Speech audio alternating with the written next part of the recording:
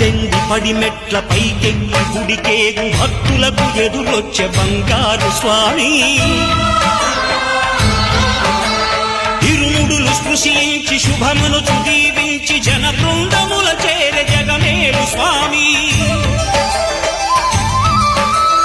తన భక్తులను విల్చు తప్పులకు తడబడి ఒక పక్క ఒరిగెన ఓంకారమూర్తి